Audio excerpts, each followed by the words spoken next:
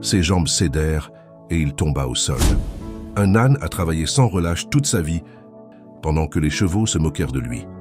Ils vivaient sur la même ferme, mais leur destin était différent. Du lever au coucher du soleil, l'âne portait des sacs, labourait la terre et transportait tout ce que personne d'autre ne voulait faire. Il ne se plaignait jamais, il ne demandait jamais de reconnaissance. Les chevaux le regardaient avec mépris. « Regardez-le », disait-il, « toujours sale, toujours fatigué, il n'a pas d'élégance, pas de vitesse.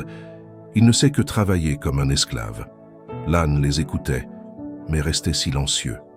Il savait que son but n'était pas de briller, mais d'accomplir son devoir. Les années passèrent, l'âne vieillit, ses jambes tremblaient, sa respiration était lourde, mais il continuait encore. Jusqu'à un jour, sous le soleil brûlant, ses jambes cédèrent et il tomba au sol.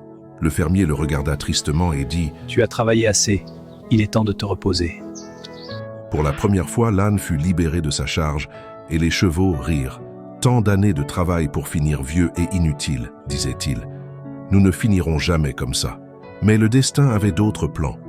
Une année difficile arriva. Les récoltes échouèrent, l'argent manquait, et le fermier n'eut pas le choix. Les chevaux durent travailler. Au début, ils pensèrent que ce serait facile, jusqu'à ce que le poids les plie.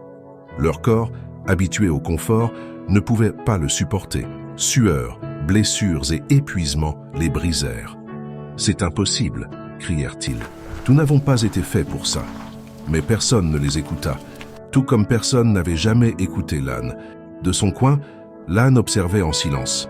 Il ne se moqua pas, il ne parla pas, jusqu'à ce que l'un des chevaux vaincus s'approche la tête baissée. « Maintenant je comprends, dit-il.